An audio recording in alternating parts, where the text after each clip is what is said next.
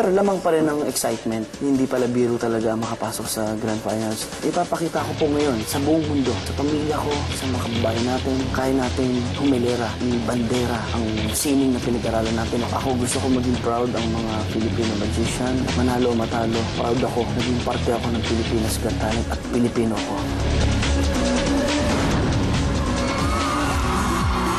Kasama natin, of course, the proud mom of Alakim, Miss Pilar de la Paz. Hello po. Good evening. Magandang gabi rin po.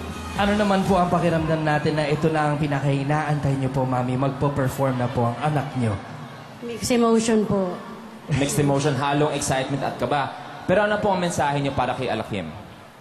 Patnubayan ka ng Diyos, anak. We're so proud of you. Good luck. We love you. Thank you, Mami Pilar. Maraming salamat. Now, ladies and gentlemen, we won't be surprised if someday he will be famous sa buong mundo. Yes, because his act is truly world-class. Kaya wag na wag kayong kukurap dahil ito na siya, ang ating magician from Quezon City, Alakim!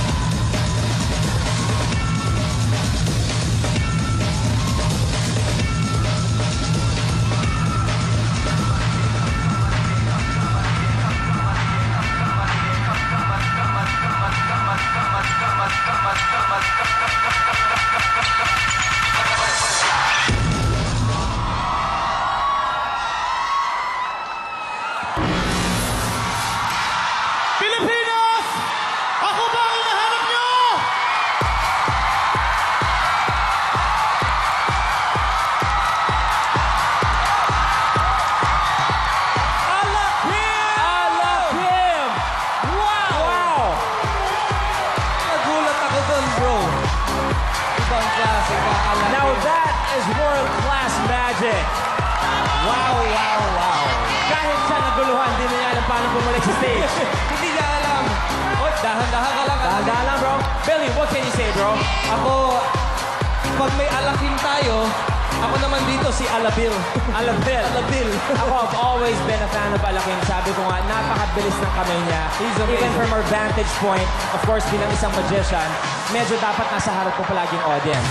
To have a magician dito sa Pilipinas, so proud to be a Pinoy, di ba? Ibang And we klase. get to see him from the side, yet di pa rin natin nakikita kung Come on gaano up niya here. kabilis ang mga threads niya. Alakim! Oh! Still out. Magic, pero tao ka lang pala. Magaling ka mag-magic, di ka marunong magla. Palakpakan po natin once again, Alakim! Okay ka lang, bro? Okay po. Okay, I sense your excitement, but I mentioned earlier na kasama ka sa IBM, ang International Brotherhood of Magicians. Tama ba? Gaano ba kahirap makapasok sa IBM? Sa IBM po, before mahirap pumasok. Kasi iba ang magic ng mga Pilipino noon. Hindi pa masyadong na-appreciate ng buong Pilipinas. Pero ngayon, mga Filipino magicians, nakagawa tayo ng history para sa Pilipinas. That is right. Judges, any comments? Alakim, tingin ko mga 5 minutes pa lang na mag-perform ka, mawawala na kaming mga judges dito dahil minagic mo na kami. Grabe, Alakim. You make magic an art. At saka tingin ko, kakain ng alikabok sa'yo si David Blaine. Wow. So, David Blaine, here comes Alakim. Wow! Wow. Na wow! Miss Chris. Alakim, kanina, ginudlock kita backstage. Sinabi mo sa akin, tinanong ko, may bago ba? Sabi niya, abangan niyo po yung grand finale ko. My God, hindi yun ang inabangan ko. You took my breath away. Wow. Thank you po. And you make me so proud because ang layo nun ah! Grabe. From there to there, wow! Nag-commute ka pa, ah. Correct. Nag-bus ka papunta ron. Alakim, ikaw ang dapat maging simbolo ng mga magikerong galing Pilipinas dahil nakakabilib ka talaga. Thank you po, Ma'am Chris. Sir FMG. Alakim, Boss, you really have brought your act to the next level, and you're truly a world-class act. We're so proud of you. thank you po, boss. Thank you, Sir FMG. Alakim, may gusto kong sabihin? Mga kababayan namin sa Pilipinas, maski sa buong mundo, maraming salamat sa pagtangkilik sa mga Filipino magicians. Ipagmamalaki tunay na Pilipino ang Butterfly Act. At sana po, kahit nauna po ako sa 12 Grand Finals, marami pa po magagaling. Kahit nauna po ako, sana po, huwag niyo po akong makalimutan. Maraming salamat po.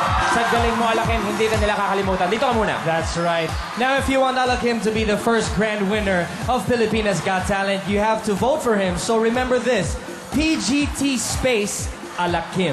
Uulitin ko, that's PGT space Alakim. It's ALAKIM. Alakim, thank you very much and Thank good you luck, po. bro. Good luck sa'yo. Good job! Thank you.